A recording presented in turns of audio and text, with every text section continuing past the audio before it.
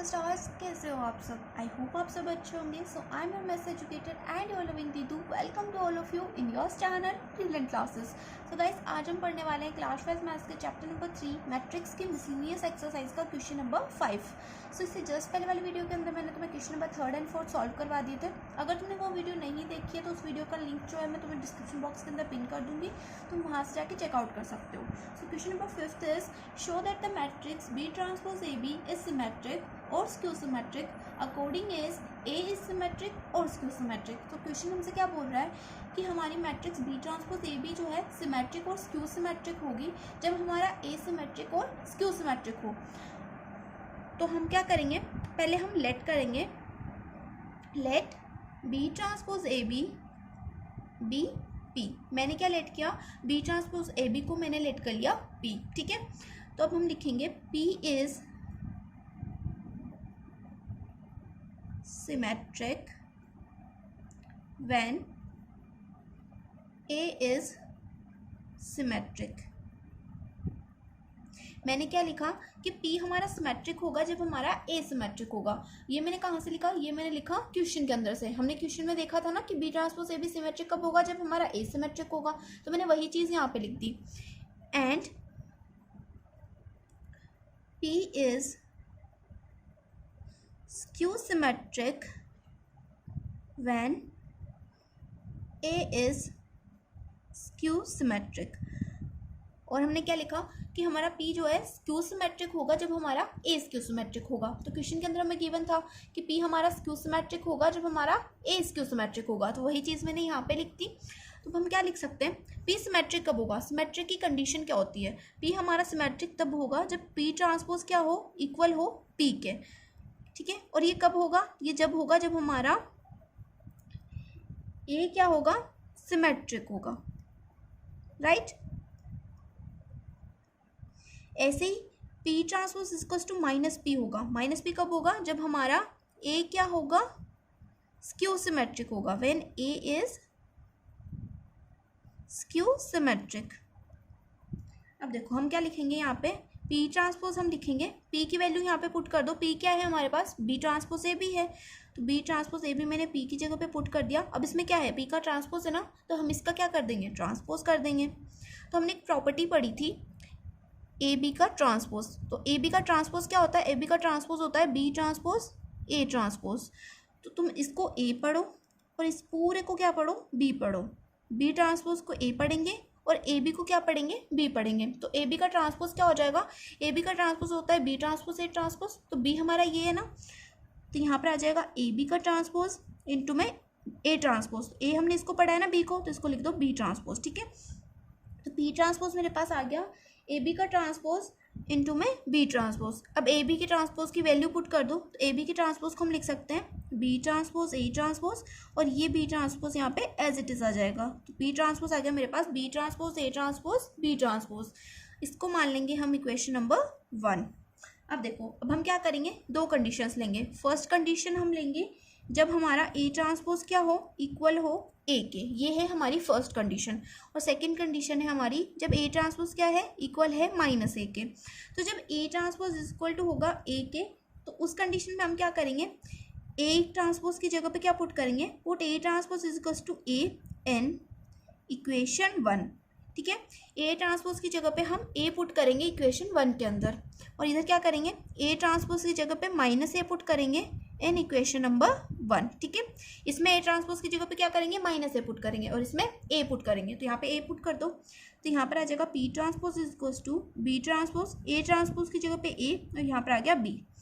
अब इधर माइनस ए पुट करो। तो अगर हम माइनस का ए इसमें पुट करेंगे तो यहाँ पे क्या आ जाएगा, माइनस का बी ट्रांसपोज ए बी। ठीक है, मैंने क्या किया, माइनस के ए में से जो माइनस था वो मैंने आगे लिख दिया और ए को एज इट इज लिख दिया। ठीक है, तो अब देखो पी ट्रांसपोज इक्वल्स टू क्या आ गया, बी ट्रांसपोज ए बी आ गया। और यहाँ पर हमने पी क्या माना था, पी मैंने माना था बी ट्रांसपोज ए बी। तो P और P ट्रांसपोज क्या आ गया, इक्वल आ गया ना। तो P और P ट्रांसपोज इक्वल है, इसका क्या मतलब है, हमारा जो ये मैट्रिक्स है ये क्या है, सिमेट्रिक है। और इधर देखो P ट्रांसपोज इक्वल्स टू क्या आ गया, माइनस का B transpose A B, minus के B ट्रांसपोज ए बी। तो B ट्रांसपोज ए बी को हमने P माना था, तो इसको हम क्या लिख देंगे, P transpose equals to minus P। तो P transpose equals to minus P है, इसका क्या मतलब है कि ये हमारी मैट्रिक्स क्या है, स्क्यू सिमेट्रिक है। तो हमें यही तो प्रूव करना था, हमें क्या प्रूव करना था, हमें मैट्रिक्स को सिमेट्रिक और स्क्यू सिमेट्रिक प्रूव करना था, वो हमने कर दिया। तो यहाँ पर हम लिख देंगे hence B transpose A B is symmetric और स्क्यू सिमेट्रिक। सो यहाँ पर हमारा क्वेश्चन नंबर 5 जो है कंप्लीट हो गया है। अब हम देखते हैं question number 6। So question number 6 हमें गिवन है, find the value of x y z if the matrix A is equal to 0 2y z x Y minus Z x minus Y z satisfy the equation A transpose A is equal to I. हमें question में क्या करना है, हमें पहले x y z की value find करनी है और हमें इस इक्वेशन को सेटिस्फाई करना है, ठीक है। तो पहले हम क्या निकाल लेंगे इसके लिए, पहले मैं निकालूंगी ए ट्रांसपोज। तो ए ट्रांसपोज निकालने के लिए हम क्या करेंगे, रो को चेंज कर देंगे कॉलम के अंदर, फर्स्ट रो को फर्स्ट कॉलम के अंदर चेंज करेंगे, सेकंड रो को सेकंड कॉलम के अंदर और थर्ड रो को थर्ड कॉलम के अंदर, ठीक है। यहाँ पर आ जाएगा 0 2y z x Y minus Z x minus Y Z, ठीक है। हमने क्या किया, रो को चेंज कर दिया कॉलम के अंदर, ये आ गया मेरे पास ए ट्रांसपोज। अब हम इस इक्वेशन को ले लेंगे, इक्वेशन क्या है हमारे पास, A transpose A is equal to I. तो ए ट्रांसपोज क्या है मेरे पास, ए ट्रांसपोज है 0 x x 2y y minus Y z minus z z. और ए क्या है, ए है हमारे पास 0 2y z x Y minus Z x minus Y z is equal to आ जाएगा, क्या है यहाँ पे, आइडेंटिटी मैट्रिक्स। आई का मतलब क्या है, आइडेंटिटी मैट्रिक्स है। एंड आई होप आपको पता होगा कि आइडेंटिटी मैट्रिक्स क्या होती है, क्योंकि अब तो यार हम मिसलिनियस के क्वेश्चन सॉल्व कर रहे हैं। इससे पहले हमने 3 एक्सरसाइजेस सॉल्व कर ली हैं, तो उनके अंदर मैंने तुम्हें बता दिया था। और इंट्रोडक्शन वाली वीडियो तुम देख लेना अगर अभी तक तुमने नहीं देखी है तो, क्योंकि उसके अंदर मैंने तुम्हें अच्छे से एक्सप्लेन किया हुआ है, ठीक है। सो आइडेंटिटी मैट्रिक्स क्या होती है, आइडेंटिटी मैट्रिक्स वो मैट्रिक्स होती है जिसके डायगोनल के अंदर 1 हो और बाकी जगह पे 0 हो। तो इसके डायगोनल के अंदर क्या है, 1 है, यहाँ पर 1 है ना, और बाकी जगह पे क्या है, 0 है। तो ये है हमारी 3x3 की आइडेंटिटी मैट्रिक्स, ठीक है। अब मैंने 3x3 बोला, 3x3 का क्या मतलब है, 3x3 होता है हमारा ऑर्डर। तो ये 3x3 की आइडेंटिटी मैट्रिक्स है। अब तुम्हें बताना है कि ये 3x3 की आइडेंटिटी मैट्रिक्स कैसे है, ठीक है। कमेंट सेक्शन के अंदर मुझे कमेंट करके बताना कि 3x3 की आइडेंटिटी मैट्रिक्स कैसे है, ठीक है। अब देखो, अब हम क्या करेंगे, इन दोनों मैट्रिक्स को पहले मल्टीप्लाई कर लेंगे, ठीक है। मल्टीप्लाई कैसे करते हैं, मैट्रिक्स मल्टीप्लिकेशन करते हैं हम, फर्स्ट रो को पहले मल्टीप्लाई करते हैं फर्स्ट कॉलम के साथ, फर्स्ट रो को मल्टीप्लाई करेंगे फर्स्ट कॉलम के साथ, फिर सेकंड कॉलम के साथ, फिर थर्ड कॉलम के साथ, फिर सेकंड रो लेंगे उसको फर्स्ट के साथ करेंगे, फिर थर्ड सेकंड के साथ, फिर थर्ड के साथ, फिर थर्ड रो लेंगे उसको फर्स्ट कॉलम के साथ, सेकंड कॉलम के साथ और थर्ड कॉलम के साथ। तो मैं आगे मल्टीप्लाई कर रही हूँ, तुम्हें मेरे साथ साथ मल्टीप्लाई कर लेना। तो देखो, मैंने जो है यहाँ पे डायरेक्ट मल्टीप्लाई करके लिख लिया है। तो मेरे पास क्या आया, 2x square 0 0 0 6y square 0 0 0 3z square, ठीक है। अब हम क्या करेंगे, इन दोनों के बीच में क्या है, इक्वल का साइन है ना। तो इक्वल के साइन का मतलब क्या है, इक्वल के साइन का मतलब है कि दोनों मैट्रिक्स इक्वल है। और जब दो मैट्रिक्स इक्वल होती है, तो मैंने तुम्हें बताया था, याद करो इंट्रोडक्शन वाली वीडियो के अंदर तुम्हारी दीदू ने तुम्हें क्या बताया था, मैंने बताया था कि दो मैट्रिक्स जब इक्वल होती हैं तो उनके एलिमेंट्स क्या होता है, वो भी इक्वल होता है। तो यहाँ से हम क्या लिख सकते हैं, 2x स्क्वायर को इक्वल लिख सकते हैं 1 के। ये फर्स्ट एलिमेंट है ना, तो फर्स्ट एलिमेंट के इक्वल होगा, सेकंड एलिमेंट के इक्वल होगा और थर्ड एलिमेंट के इक्वल होगा, ठीक है। ये बात आगे समझ में। तो 2x स्क्वायर इक्वल हो गया 1 के। अब 6y स्क्वायर किसके इक्वल हो जाएगा, ये हो जाएगा 1 के इक्वल, 6y स्क्वायर और यहाँ पे है 1, ठीक है। 3z स्क्वायर किसके इक्वल होगा, ये इक्वल होगा 1 के। यहाँ पर लिख दो 3z square is equal to 1, ठीक है। तो यहाँ से x स्क्वायर की वैल्यू क्या आएगी, x स्क्वायर की वैल्यू आ जाएगी 1, 2 इधर मल्टीप्लाई में, नीचे जाके डिवाइड में, तो ये हो गया 1/2। तो ये स्क्वायर उस साइड जाते क्या बन जाएगा, ये बन जाएगा रूट, तो ये हो जाएगा रूट 1/2, ठीक है। x इज इक्वल टू आ जाएगा रूट 1, 1 का रूट क्या होता है, 1 ही होता है, और रूट 2 का रूट क्या हो जाएगा, रूट 2, और यहाँ पर आगे क्या लग जाएगा, प्लस माइनस, ठीक है। तो 1/2 प्लस का भी हो सकता है और माइनस का भी हो सकता है, ठीक है। तो देखो इधर क्या होगा, ये y square as it is रहेगा और ये 6 चला जाएगा नीचे, तो जाएगा 1/6 तो ये स्क्वायर उस साइड जाके बनेगा रूट, तो हो जाएगा 1/6 under root y is equal to √1 1 हो जाएगा और √6 एज इट इज़ आ जाएगा, और ये भी क्या हो जाएगा, प्लस माइनस का हो जाएगा। यहाँ पर आएगा z² is equal to 1/3, z is equal to √1/3 and z is equal to 1/√3, और ये हो जाएगा प्लस माइनस में। ठीक है, तो यहाँ पर हमारे पास x की वैल्यू आ गई, y की भी वैल्यू आ गई और z की भी वैल्यू आ गई। तो हमें यही फाइंड करना था ना, ये हमारा फाइंड हो गया। ठीक है, तो यहाँ पर हमारा क्वेश्चन नंबर 6 भी क्या हो गया, कंप्लीट हो गया। अब हम देखेंगे क्वेश्चन नंबर 7। सो क्वेश्चन नंबर 7 हमें गिवन है, for what values of x 1 to 1 1 to 0 2 0 1 1 0 2 into में 0 to x is equal to 0। हमें क्या करना है, x की कौन सी वैल्यू के लिए ये दोनों का इन तीनों का मल्टीप्लाई क्या हो, 0 हो, ये हमें फाइंड करना है। ठीक है, तो देखो इस क्वेश्चन को सॉल्व कैसे करेंगे। तो पहले हम क्या करेंगे ना, पहले मैं इन दोनों मैट्रिक्स को मल्टीप्लाई कर लूँगी, तो इनको मल्टीप्लाई करने के बाद में जो मेरा आंसर आएगा ना उसको मल्टीप्लाई कर देंगे हम इस थर्ड मैट्रिक्स के साथ, और फिर हम इसको इक्वल टू 0 के प्रूव कर देंगे। तो जब ये 0 के इक्वल प्रूव हो जाएगा तो हमारा आंसर आ जाएगा और हमें x की वैल्यू मिल जाएगी। ठीक है, तो देखो पहले हम क्या करेंगे, इन दोनों मैट्रिक्स को मल्टीप्लाई करेंगे। यहाँ पे लिखो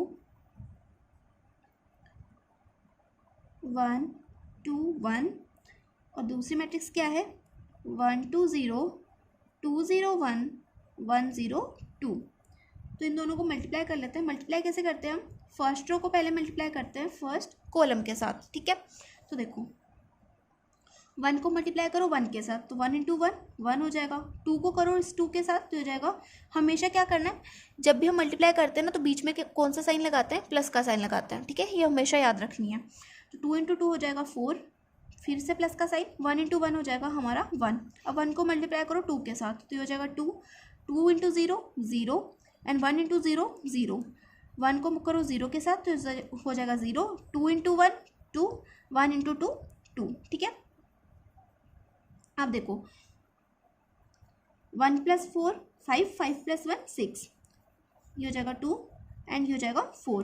तो हमारे पास क्या आ गया 6 2 4, ये आ गया मेरे पास नई मैट्रिक्स आ गई जब मैंने इन दोनों मैट्रिक्स को मल्टीप्लाई किया।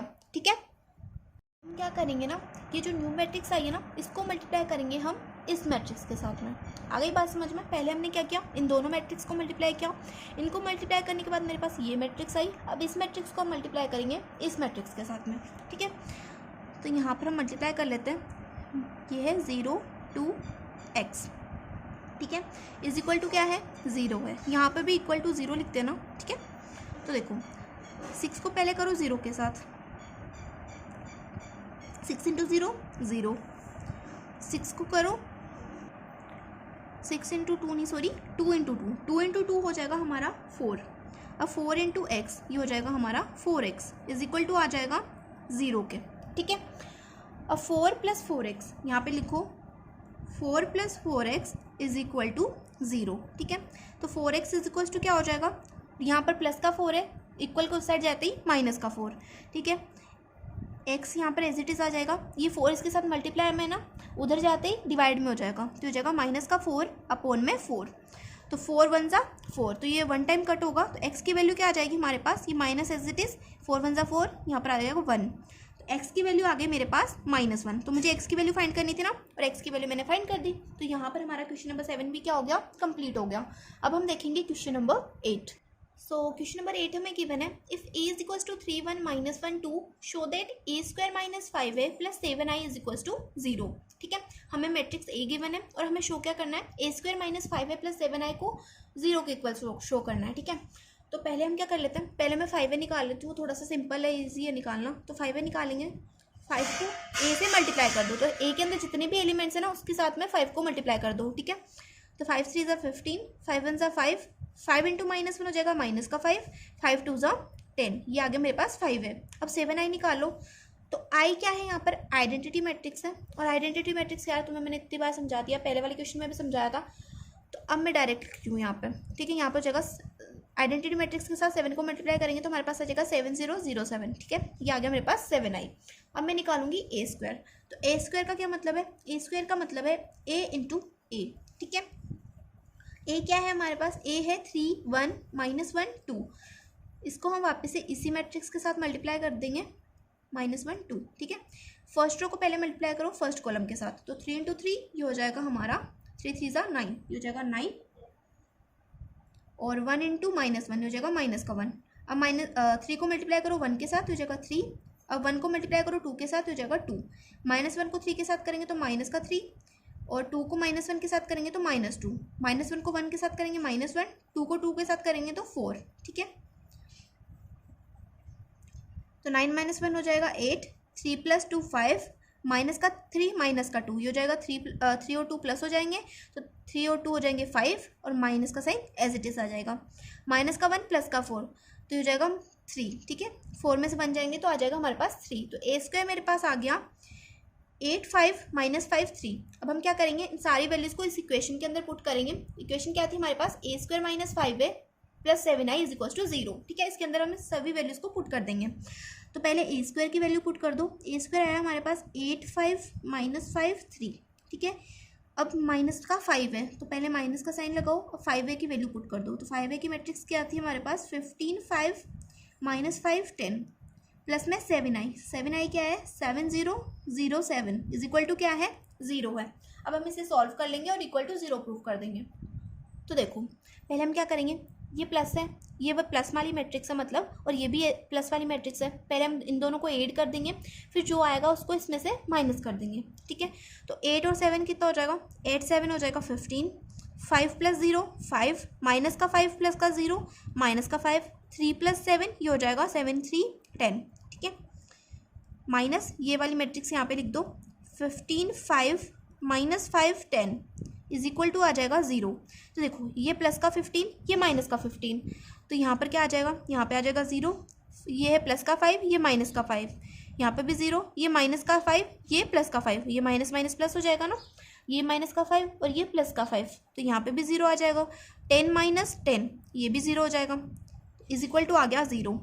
अब तुम मुझे कॉमेंट सेक्शन में बताओ कि ये कौन सी वाली मैट्रिक्स है। ठीक है, सभी के सभी बच्चे जो है कमेंट सेक्शन में मेरे को बताएंगे। ठीक है, तो ये = 0 प्रूव हो गया, तो यहाँ पे हम लिख देंगे हैंस प्रूव्ड। तो ये हो गया हमारा क्वेश्चन नंबर 8 भी कंप्लीट। अब हम देखेंगे क्वेश्चन नंबर 9। सो क्वेश्चन नंबर 9 हमें गिवन है, find x if x - 5 - 1 into 102 021 203 into x41 = 0। हमें क्या करना है, सिंपली x की वैल्यू फाइंड करनी है।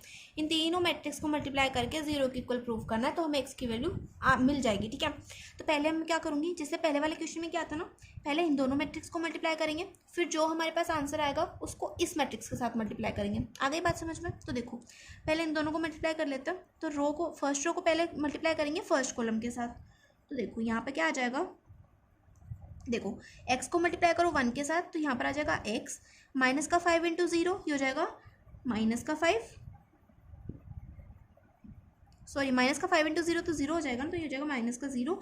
अब माइनस का 1 × 2 तो हो जाएगा माइनस का 2। ठीक है, अब हम x को मल्टीप्लाई करेंगे 0 के साथ, तो x × 0 0, माइनस का 5 × 2 ये हो जाएगा माइनस का 10, माइनस का 1 × 0 ये हो जाएगा 0।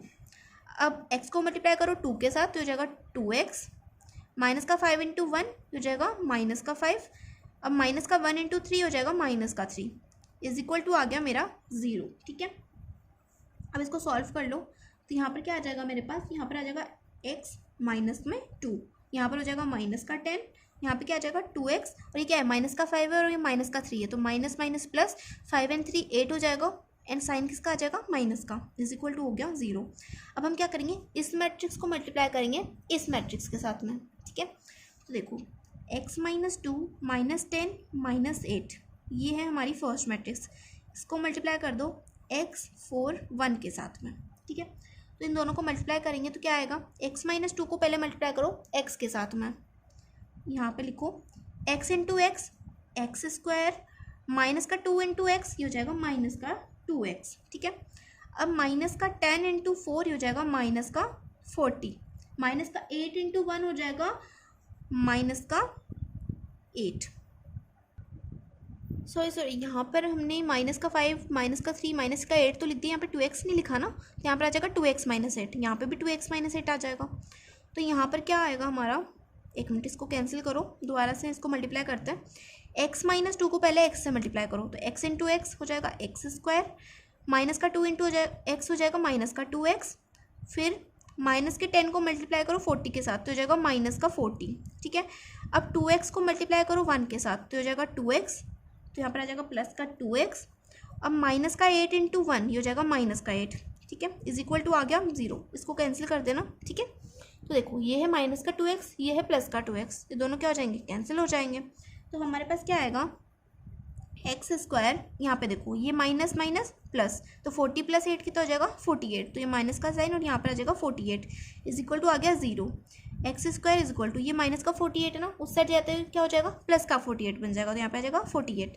अब इस स्क्वायर को उस साइड भेज दो, तो एक्स इज इक्वल टू क्या आ गया √48, है ना। एक्स इज इक्वल टू क्या आ गया मेरे पास √48।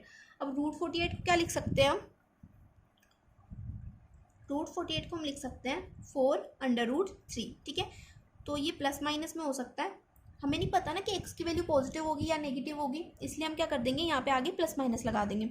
अब तुम्हें अगर नहीं पता है कि √48 को हमने 4√3 कैसे लिखा, तो मैं तुम्हें ये भी बता देती हूँ। हम क्या करेंगे ना, पहले हम करेंगे 48 का एलसीएम, ठीक है। तो देखो 48 का एलसीएम ले लो, तो ये हो जाएगा 2 से जाएगा 24 टाइम्स, फिर 2 से जाएगा 12 टाइम्स, 2 से 6 टाइम्स और ये 2 से 3 टाइम्स, फिर हम 3 से करेंगे ये 1 टाइम, ठीक है। अब हम क्या करेंगे, पेयरिंग करेंगे, ये पेयर बन गया इनका, है ना, ये दोनों का जोड़ा बन गया, ठीक है। अब इन दोनों को हम बाहर ले लेंगे, इसमें से भी एक बाहर लेंगे, इसमें से भी एक 2 बाहर लेंगे और इस जोड़े में से भी एक 2 बाहर ले लेंगे, 2 2 हो जाएगा 4, तो ये हमने 4 लिख दिया बाहर, ठीक है।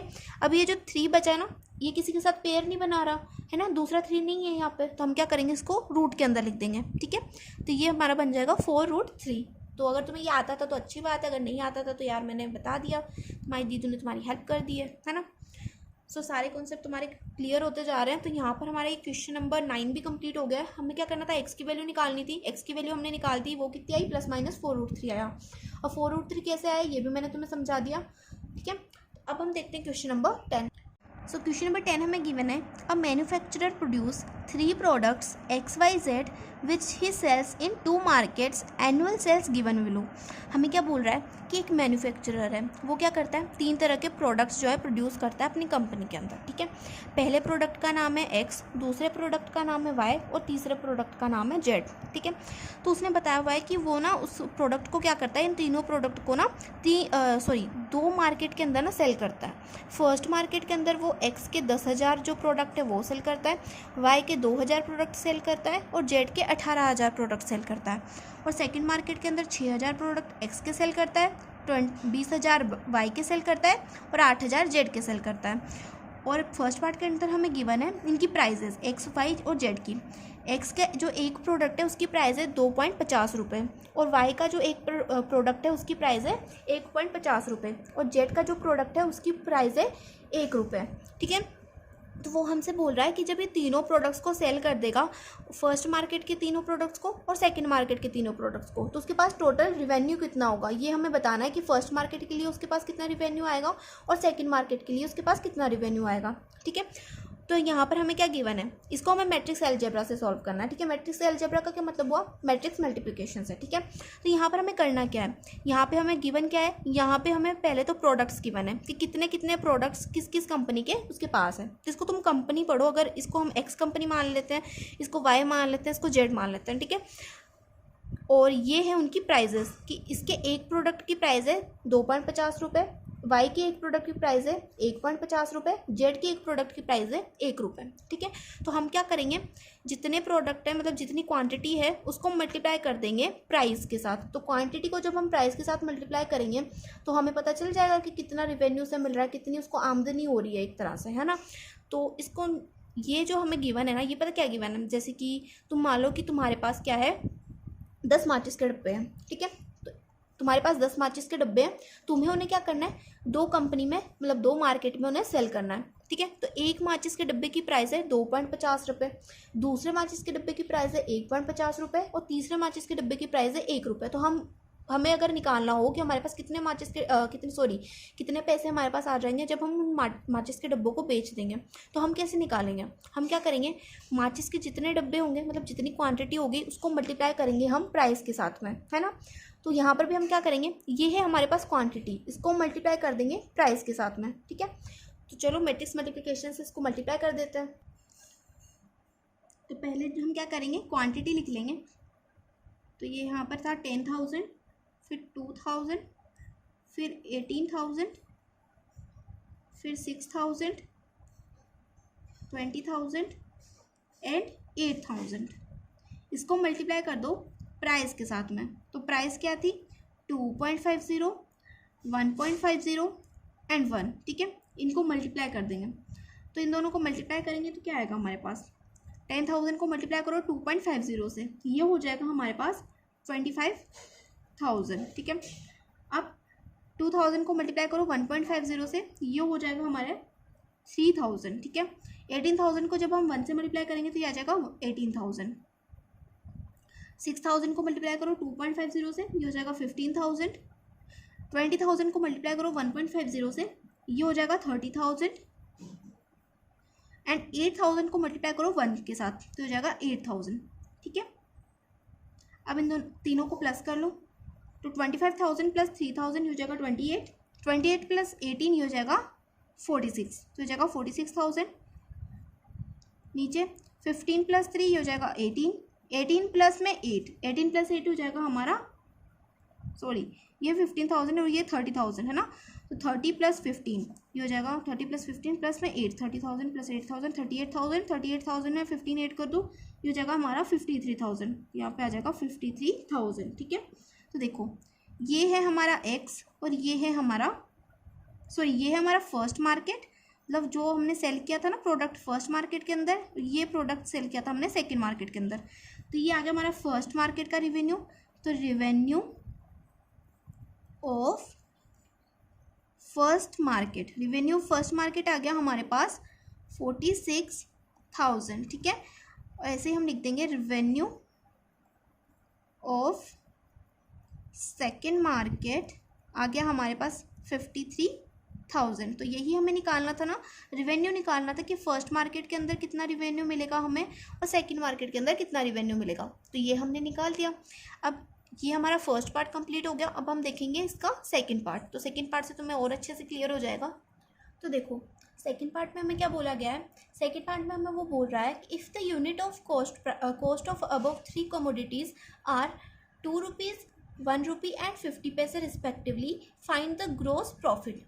तो ये इसमें हमें क्या बोल रहा है, हमें क्या गिवन है, इसमें हमें कॉस्ट प्राइस गिवन है कि जितने भी उसने एक्स वाई और जेड जो सेल किया था ना उसकी कॉस्ट प्राइस गिवन है। अब कॉस्ट प्राइस का क्या मतलब होता है, कॉस्ट प्राइस का मतलब होता है कि वो चीज़ हमने कितने में खरीदी है ना, वो चीज़ हमने कितने में खरीदी उसको हम बोलेंगे कॉस्ट प्राइस, और कितने में बेची उसको हम बोलते हैं सेलिंग प्राइस। ठीक है, अगर हम किसी चीज़ 5 रुपये में खरीद रहे हैं और 10 रुपये में बेच रहे हैं तो 5 रुपये में हमने खरीदा उसको क्या बोलेंगे, कॉस्ट प्राइस बोलेंगे, और 10 रुपये में हमने जो चीज़ बेची है उसको हम बोलेंगे सेलिंग प्राइस। आगे बात समझ में।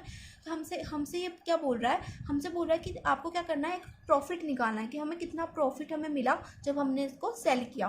तो कॉस्ट प्राइस हमें गिवन है ये, इसको हम क्या करेंगे, जितने भी हमारे पास पीसेस थे ना एक्स वाई जेड, जितने भी पीसेस थे हमारे पास उसके साथ में हम कॉस्ट प्राइस को मल्टीप्लाई कर देंगे।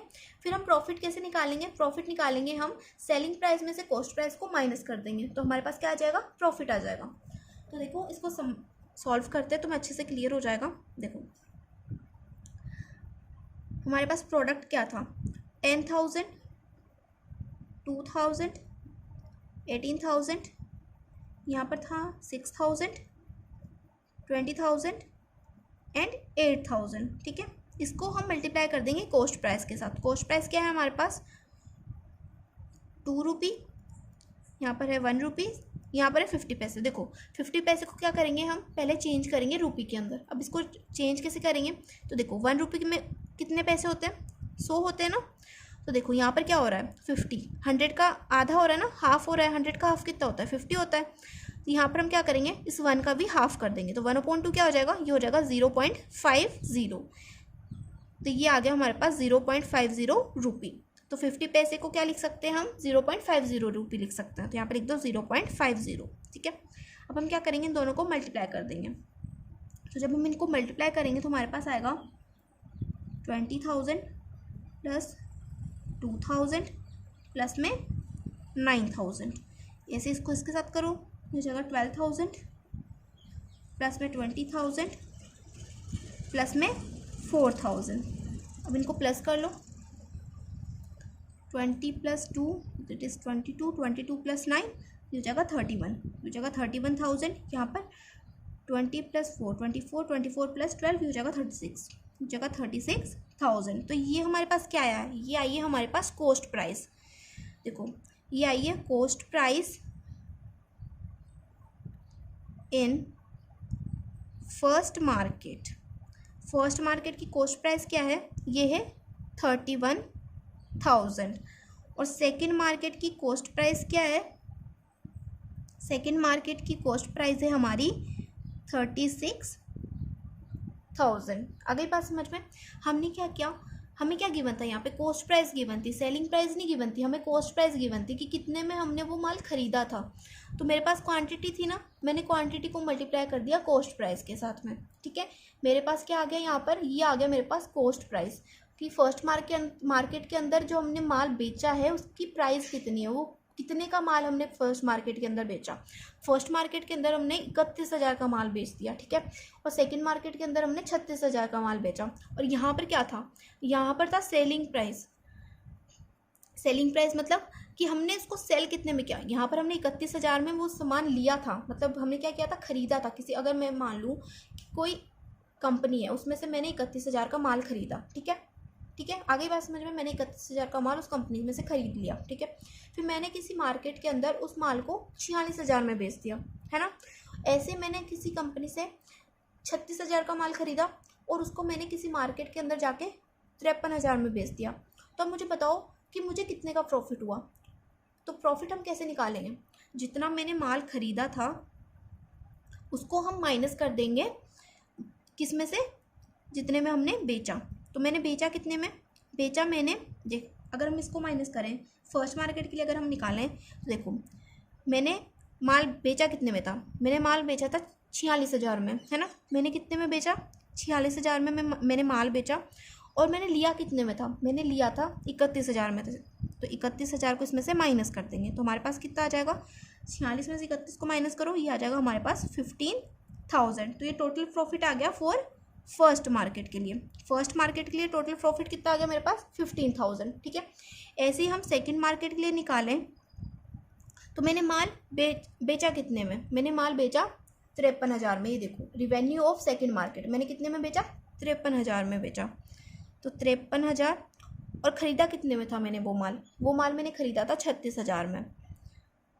तो 53,000 में से 36,000 जाएंगे तो कितना बचेगा, हमारे पास बचेगा 17,000। तो ये आ गया मेरे पास टोटल प्रॉफिट कि मैंने कितना प्रॉफिट कमाया। अब देखो मैं दोबारा से तुम्हें समझाती हूँ मैंने किया क्या। मुझे क्या गिवन था क्वेश्चन के अंदर, मुझे क्वेश्चन के अंदर कॉस्ट प्राइस गिवन थी, है ना।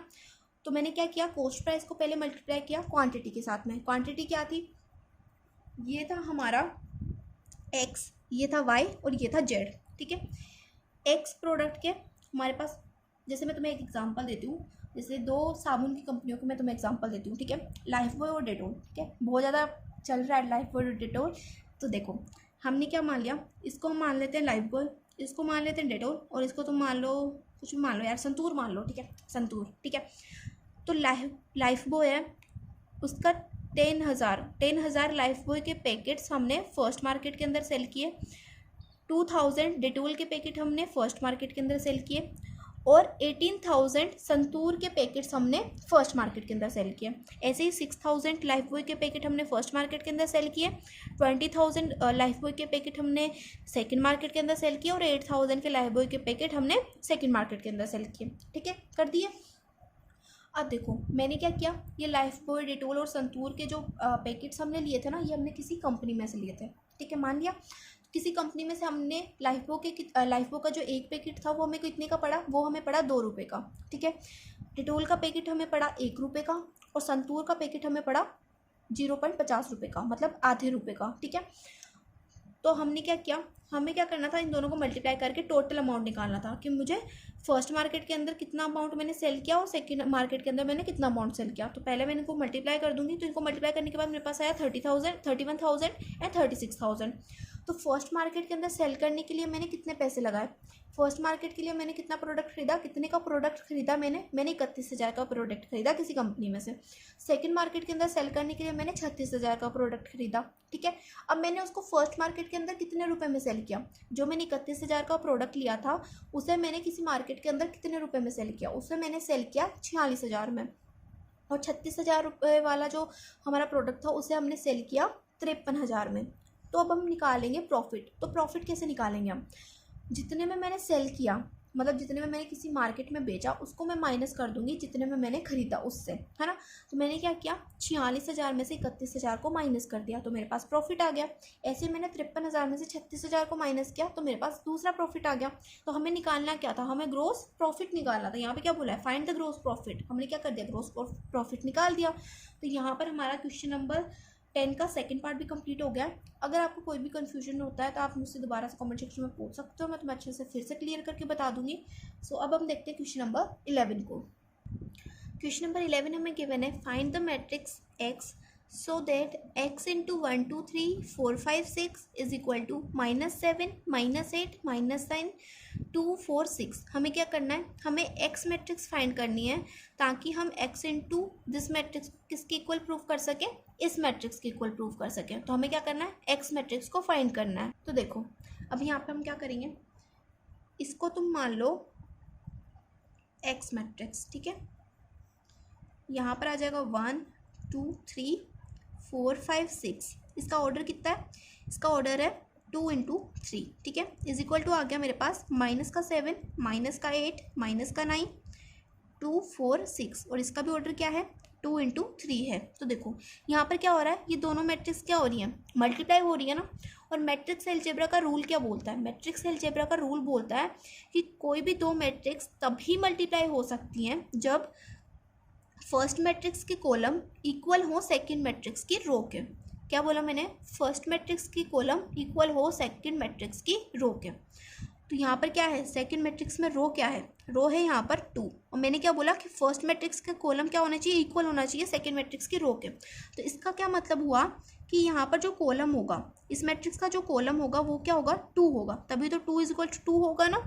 तो मुझे क्या पता चल गया, मुझे पता चल गया कॉलम के बारे में कि इस मैट्रिक्स का कॉलम क्या है, 2 है, ठीक है। अब हमें पता करना है रो के बारे में। तो अब हम रो के बारे में कैसे पता करेंगे, तो एक और हमारा मैट्रिक्स अलजेब्रा का रूल बोलता है कि जब हम दो मैट्रिक्स को मल्टीप्लाई करते हैं, क्या बोला मैंने कि जब हम दो मैट्रिक्स को मल्टीप्लाई करते हैं तो जो हमें न्यू मैट्रिक्स मिलती है उसके जो ऑर्डर होता है, उसका ऑर्डर क्या होता है, फर्स्ट मैट्रिक्स की तो रो और सेकंड मैट्रिक्स की कॉलम से उसका ऑर्डर डिसाइड होता है। क्या बोला मैंने कि जब हम दो मैट्रिक्स को मल्टीप्लाई करते हैं तो जो हमारे पास नई मैट्रिक्स आती है उसका ऑर्डर हम कैसे डिसाइड करते हैं, उसका ऑर्डर डिसाइड होता है फर्स्ट मैट्रिक्स की रो से और सेकंड मैट्रिक्स की कॉलम से, ठीक है। तो इसका ऑर्डर क्या है हमारे पास, इसका ऑर्डर आया है 2 इंटू 2। तो मैंने क्या बोला, फर्स्ट मैट्रिक्स की रो से, तो फर्स्ट मैट्रिक्स की रो से मतलब कि इसका क्या रो क्या हो गई, इसकी 2 हो जाएगी। क्यों हो जाएगी, क्योंकि इसका ऑर्डर क्या निकला, इसका ऑर्डर निकला 2 इंटू 3। तो हमने क्या लिया, सेकेंड मैट्रिक्स का कॉलम लिया ना, तो ये हमारी सेकेंड मैट्रिक्स है। तो सेकेंड मैट्रिक्स का कॉलम क्या है, 3 है ना, तो यहाँ पर 3 आ गया और यहाँ पर 2 आया है। इसका मतलब क्या हुआ कि इस मैट्रिक्स की रो क्या होगी, 2 होगी। तो इसका क्या मतलब हुआ कि x हमारी जो मैट्रिक्स है उसका ऑर्डर क्या है, 2 इंटू 2 है, ठीक है। तो अब हम x मैट्रिक्स को लेट कर लेंगे, let matrix x is equals to ABCD। 2 into 2 की ऑर्डर की मैट्रिक्स थी ना, तो मैंने यहाँ पर 4 एलिमेंट्स लेट कर लिया, ठीक है। कि हमारी जो मैट्रिक्स x है उसका ऑर्डर क्या है, 2 इंटू 2 है और ये क्या है, ABCD इसके एलिमेंट्स हैं, ठीक है। मैंने क्या कैसे निकाला ऑर्डर, मैं तुम्हारे दोबारा से समझा देती हूँ। हमारा मैट्रिक्स अलजेब्रा बोलता है कि जब हम दो मैट्रिक्स को मल्टीप्लाई करते हैं तो हम दो मैट्रिक्स को तभी मल्टीप्लाई कर सकते हैं जब फर्स्ट मैट्रिक्स के कॉलम और सेकंड मैट्रिक्स की रो क्या हो, इक्वल हो। फर्स्ट मैट्रिक्स का कॉलम और सेकंड मैट्रिक्स की रो क्या हो, इक्वल हो। तो इससे हमें क्या पता चला कि इसकी रो क्या है, 2 है, तो इसका कॉलम क्या होगा, इसका कॉलम भी 2 होगा। तो यहाँ से हमें कॉलम के बारे में पता चल गया कि इस मैट्रिक्स का कॉलम क्या होगा, 2 होगा। अब मुझे क्या पता करना था, रो के बारे में पता करना था। तो हमने जब इन दो मैट्रिक्स को मल्टीप्लाई करा तो मेरे पास कौन सी मैट्रिक्स आई, मेरे पास ये मैट्रिक्स आई ना। तो मैट्रिक्स अलजेब्रा का ही रूल बोलता है कि हम दो मैट्रिक्स को जब मल्टीप्लाई करते हैं तो जो हमें न्यू मैट्रिक्स मिलती है उसका ऑर्डर हम कैसे डिसाइड करते हैं, उसका ऑर्डर डिसाइड होता है फर्स्ट मैट्रिक्स के रो से और सेकंड मैट्रिक्स की कॉलम से, राइट। तो यहाँ पर इसका ऑर्डर क्या है, इसका ऑर्डर है 2 इंटू 3। तो ये होती है हमारी रो और ये होता है कॉलम, ठीक है। तो सेकेंड मैट्रिक्स का कॉलम क्या था, सेकेंड मैट्रिक्स का कॉलम था 3, तो यहाँ पर 3 आ गया। अब फर्स्ट मैट्रिक्स की रो क्या है, फर्स्ट मैट्रिक्स की रो हमें नहीं पता ना, लेकिन यहाँ पर क्या है 2 है, तो इसका मतलब क्या हुआ कि यहाँ पर भी क्या होना चाहिए 2 होना चाहिए, तभी तो इसका ऑर्डर 2 × 3 होगा, तभी तो यहाँ से 2 और यहाँ से 3 लेंगे हम, तभी तो इसका ऑर्डर 2 × 3 आएगा। आ गई बात समझ में। तो हमने क्या किया, इसका ऑर्डर क्या लिख दिया 2 लिख दिया, मतलब इसकी रो क्या है 2 है, तो हमने 2 रोज बना दी और 2 ही कॉलम्स बना दिए, ये मैंने एलिमेंट सेलेक्ट कर लिए। अब हम इसे आगे सॉल्व करते हैं। तो देखो अब हम क्या करेंगे, यहाँ पर x इंटू दिस मैट्रिक्स हो रहा है ना, तो x हमने क्या मान लिया, इस मैट्रिक्स को मान लिया, तो यहाँ पर लिख दो ABCD, उसको मल्टीप्लाई कर दो 1 2 3 4 5 6, इक्वल में आ जाएगा हमारे पास -7 -8 -9 2 4 एंड 6, ठीक है।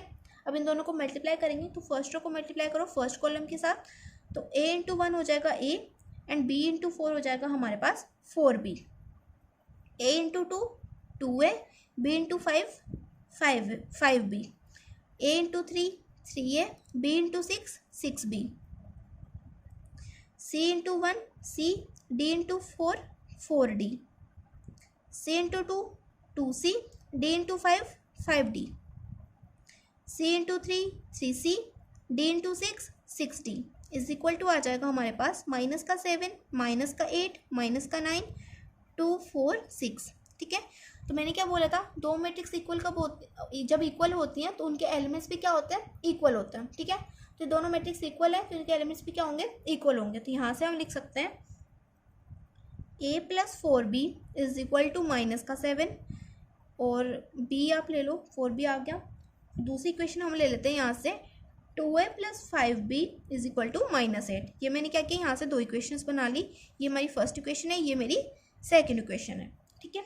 अब हम क्या करेंगे, इसको ऐसे करो, फर्स्ट इक्वेशन को मल्टीप्लाई कर दो 2 से, तो इक्वेशन फर्स्ट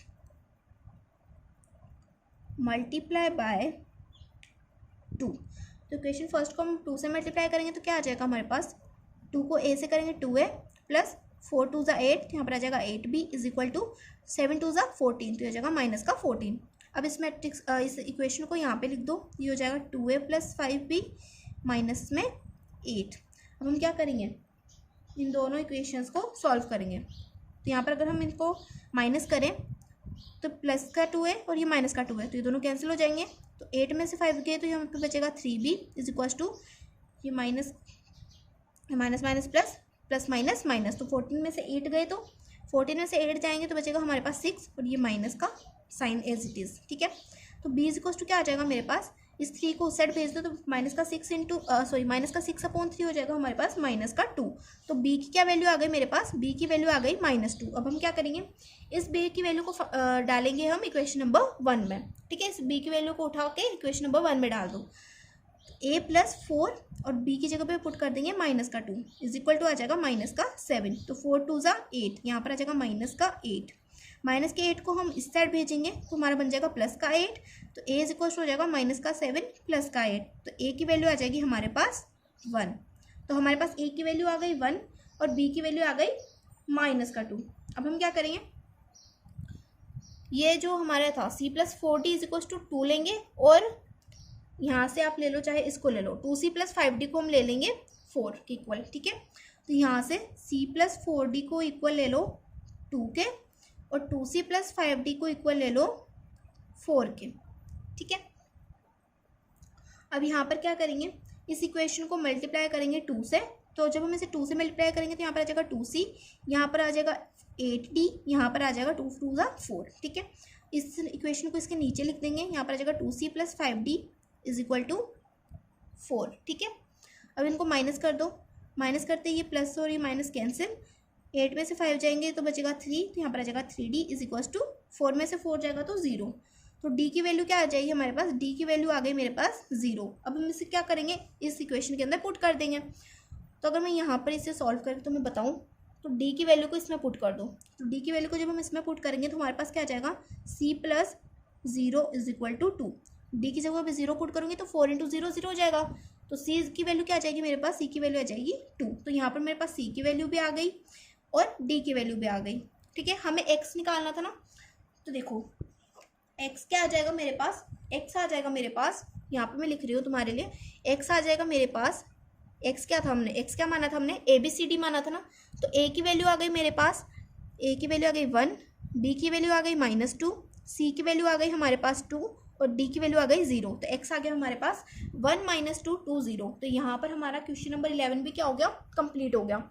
अब हम देखेंगे क्वेश्चन नंबर 13। सो क्वेश्चन नंबर 12 हमारे जो सिलेबस है उसके अंदर नहीं है, वो कट हो चुका है। अब हम डायरेक्ट क्वेश्चन नंबर 13 देखेंगे। क्वेश्चन नंबर 13 हमें गिवन है, if A is equals to alpha beta gamma minus alpha is such that A square is equals to I, then हमें क्या करना है, A square is equals to I निकालना है। तो पहले हम क्या करेंगे, हमें ए गिवन है तो हम पहले ए स्क्वायर फाइंड कर लेंगे। तो ए स्क्वायर क्या होता है हमारा, ए स्क्वायर होता है ए इंटू ए। तो ए क्या है हमारे पास, alpha beta gamma minus alpha, इसको मल्टीप्लाई कर देंगे इसी के साथ, alpha beta gamma minus alpha. ठीक है, तो इन दोनों को मल्टीप्लाई करो। तो जब हम इन दोनों को मल्टीप्लाई करेंगे तो अल्फ़ा को पहले अल्फ़ा के साथ में मल्टीप्लाई करेंगे, तो अल्फ़ा इंटू अल्फ़ा हो जाएगा अल्फ़ा स्क्वायर, बीटा को मल्टीप्लाई करो गामा के साथ तो हो जाएगा प्लस में बीटा गामा, अल्फ़ा को करेंगे बीटा के साथ तो हो जाएगा अल्फ़ा बीटा, बीटा को करेंगे माइनस के अल्फ़ा के साथ तो हो जाएगा माइनस का अल्फ़ा बीटा। ठीक है, गामा को करो अल्फ़ा के साथ तो हो जाएगा गामा अल्फ़ा, माइनस के अल्फ़ा को करो गामा के साथ, तो माइनस के अल्फ़ा को हम गामा के साथ करेंगे तो हो जाएगा माइनस का अल्फ़ा गामा। अब गामा को करो बीटा के साथ तो हो जाएगा गामा बीटा, और माइनस के अल्फ़ा को करेंगे माइनस के अल्फ़ा के साथ तो माइनस माइनस प्लस, और अल्फ़ा अल्फ़ा अल्फ़ा स्क्वायर। ठीक है, तो अल्फ़ा स्क्वायर यहाँ और प्लस में क्या आ गया हमारे पास में बीटा गामा।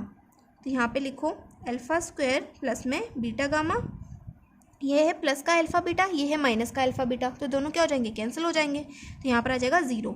यहाँ पर क्या है, यहाँ पर है गामा अल्फ़ा माइनस में अल्फ़ा गामा, तो ये दोनों भी क्या हो जाएंगे, ये दोनों भी कैंसिल हो जाएंगे। तो यहाँ पर भी क्या आ जाएगा, 0 आ जाएगा।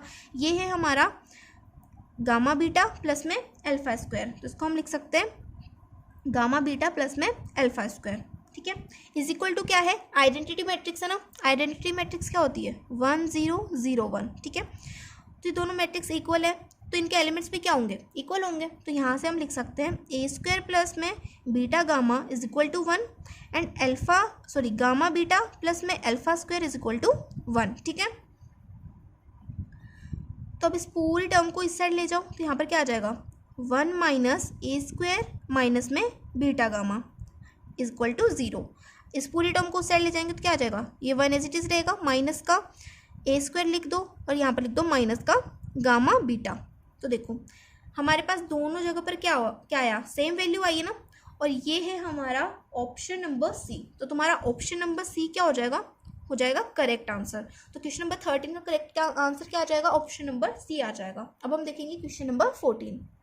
सो क्वेश्चन नंबर 14 हमें गिवन है, if the matrix A is both symmetric और skew symmetric then A is diagonal matrix, B zero matrix, C square matrix, D none of this.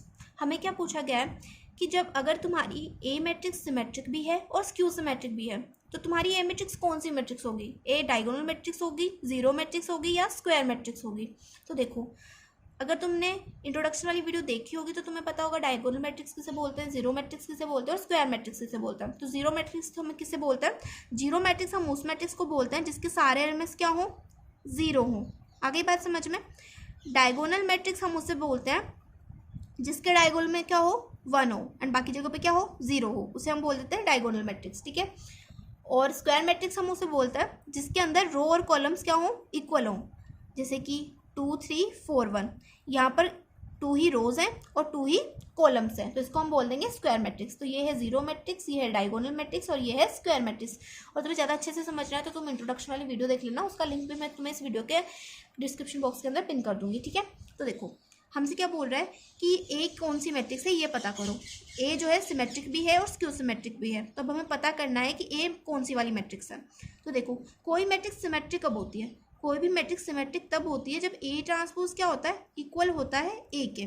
और कोई भी मैट्रिक्स स्क्यू सिमेट्रिक कब होती है, जब ए ट्रांसपोज इक्वल होता है माइनस ए के, है ना। तो अगर मैं यहाँ पर एग्जाम्पल लूँ, एग्जाम्पल के लिए अगर मैं जीरो मैट्रिक्स ले लूँ तो जीरो मैट्रिक्स के अंदर सारे एलिमेंट्स क्या होंगे, जीरो होंगे। तो तो इसका अगर हम ट्रांसपोज करें तो इसका ट्रांसपोज क्या आएगा, रो को चेंज कर दो कॉलम के अंदर। देखो ये मैंने रो को कॉलम के अंदर चेंज कर दिया और ए ट्रांसपोज निकाल लिया, तो कुछ फ़र्क दिखा तुम्हें? बिल्कुल भी नहीं दिखा। ऐसे ही अगर हम इसको स्क्यू सिमेट्रिकली चेक करें तो ए ट्रांसपोज हमारे पास है ही सही, इसका हम क्या कर देंगे, माइनस ए निकाल लेंगे। तो ये मेरे पास ए है ना, इसको मल्टीप्लाई कर दो माइनस के साथ। तो अगर हम जीरो को माइनस के साथ मल्टीप्लाई करेंगे तो जीरो को माइनस के साथ मल्टीप्लाई करेंगे तो क्या आएगा, जीरो ही आएगा। तो एज इट इज मैट्रिक्स आएगी। तो कुछ फर्क आया इसके अंदर? बिल्कुल भी नहीं आया। तो इसका क्या मतलब हुआ कि जीरो मैट्रिक्स ही ऐसी मैट्रिक्स है जो क्या है, जो सिमेट्रिक भी है और स्क्यू सिमेट्रिक भी है। तो यहाँ पर हमारा ऑप्शन नंबर बी क्या हो जाएगा, करेक्ट आंसर हो जाएगा। तो यहाँ पर हमारा क्वेश्चन नंबर 14 भी क्या हो गया, कंप्लीट हो गया। अब हम देखेंगे question number 15। So question number 15 हमें गिवन है, if A square matrix such that A square is equal to A then I plus A cube minus 7a is equal to. हमें क्या निकालना है, I plus A cube minus 7a को proof करना है कि किसके इक्वल है, ठीक है। और हम क्या कर सकते हैं, ए स्क्वायर की जगह पे ए पुट कर सकते हैं। तो पहले हम इसे लिख लेते हैं, आई प्लस ए क्यूब, सॉरी ये है आई प्लस ए का होल क्यूब, है ना, ए क्यूब नहीं है, आई प्लस ए का होल क्यूब है, माइनस 7 है। ये हमें प्रूफ करना है कि किसके इक्वल है, ये हमें बताना है, ठीक है। तो देखो इसको हम क्या लिख सकते हैं, इसको हम लिख सकते हैं ए प्लस बी का होल क्यूब। तो ए प्लस बी का होल क्यूब क्या होता है, ए प्लस बी का होल क्यूब होता है हमारा a cube plus b cube plus में 3a स्क्वायर बी प्लस में 3ab स्क्वायर, ठीक है। ये होता है हमारा ए प्लस बी का होल क्यूब। तो अगर इसमें हम ए प्लस बी का होल क्यूब का फॉर्मूला लगाएं तो यहाँ पर ए की जगह पे हम क्या पुट कर देंगे, आई पुट कर देंगे। ये हो जाएगा आई क्यूब प्लस में ए क्यूब प्लस में 3i स्क्वायर ए प्लस में 3ia स्क्वायर, और ये माइनस का 7 है, एज इट इज़ आ जाएगा, ठीक है। अब अगर हम आई का क्यूब करें, आई क्या है यहाँ पर, आइडेंटिटी मैट्रिक्स है। तो आइडेंटिटी मैट्रिक्स का तुम क्यूब करोगे ना तो as it is identity matrix आएगी। तो आई क्यूब को हम लिख सकते हैं आई, ठीक है। अब मैं तुम्हें करके भी दिखा देती हूँ यहाँ पर, ये है हमारी आइडेंटिटी मैट्रिक्स 1 0 0 1। अब तुम क्या करो, इसका क्यूब कर दो, है ना। तो इसका क्यूब क्या आ जाएगा, 1 का क्यूब क्या हो जाएगा, 1 ही रहेगा, 0 का क्यूब 0 ही रहेगा, 0 का क्यूब 0 और 1 का क्यूब 1। तो देखो एज इट इज़ आ गया ना। तो आई क्यूब को हम क्या लिख सकते हैं, आई लिख सकते हैं। तो आई क्यूब की जगह पे मैं लिख दूंगी आई प्लस में ए क्यूब को हम तोड़ के कैसे लिखेंगे, ए क्यूब को हम लिख देंगे ए स्क्वायर इंटू में ए। तो ए स्क्वायर इंटू ए क्या हो जाएगा, ए क्यूब हो जाएगा, प्लस में 3 आई स्क्वायर को आई लिख दो और ए एज इट इज़ प्लस में 3i। ए स्क्वायर को हम क्या लिख सकते हैं, ए स्क्वायर को हम लिख सकते हैं ए, यहाँ पे दिया हुआ है ना, ए स्क्वायर को आप ए लिख सकते हो। तो यहाँ पर हम ए स्क्वायर की जगह पे ए लिख देंगे, माइनस का 7 है, ठीक है। यहाँ पर आई एज इट इज़ आ जाएगा, ए स्क्वायर को हम ए लिख देंगे, तो यहाँ पर आ जाएगा ए इंटू ए प्लस में 3ia प्लस में 3ia माइनस में 7 है। देखो जब भी हम आइडेंटिटी मैट्रिक्स को ए के साथ मल्टीप्लाई करते हैं तो हमारे पास क्या आता है, ए ही आता है, ठीक है। आप आइडेंटिटी मैट्रिक्स को ए के साथ मल्टीप्लाई कर लेना, आपके पास क्या आएगा, ए ही आएगा, ठीक है। तो आई प्लस ए इंटू ए हो जाएगा ए स्क्वायर प्लस में ये हो जाएगा 3a, ठीक है। आई को ए से मल्टीप्लाई करेंगे तो ए आएगा, 3a माइनस में 7 है। ए स्क्वायर को हम ए लिख सकते हैं, तो यहाँ पर हम ए लिख देंगे, आई प्लस ए प्लस में 3a प्लस में 3a माइनस में 7 है। अब इन सबको प्लस कर दो, 3a प्लस 3a ये हो जाएगा हमारे पास 6 है, 6a प्लस a ये हो जाएगा 7 है। तो आई प्लस 7a माइनस 7 है। तो ये है प्लस का 7 है, ये है माइनस का 7 है, ये दोनों हो जाएंगे कैंसिल आउट, हमारे पास बच जाएगा आई। तो तुम्हारा ऑप्शन नंबर सी जो है वो हो जाएगा करेक्ट आंसर। तो क्वेश्चन नंबर 15 के लिए हमारा ऑप्शन नंबर सी जो है करेक्ट आंसर है। तो यहाँ पर हमारी चैप्टर 3 की मिसलिनियस एक्सरसाइज कंप्लीट होती है, एंड जो नेक्स्ट वीडियो आएगी उसके अंदर हम चैप्टर नंबर 4 के कॉन्सेप्ट को पढ़ेंगे। तो मिलते हैं नेक्स्ट वीडियो में, तब तक के लिए बाय बाय।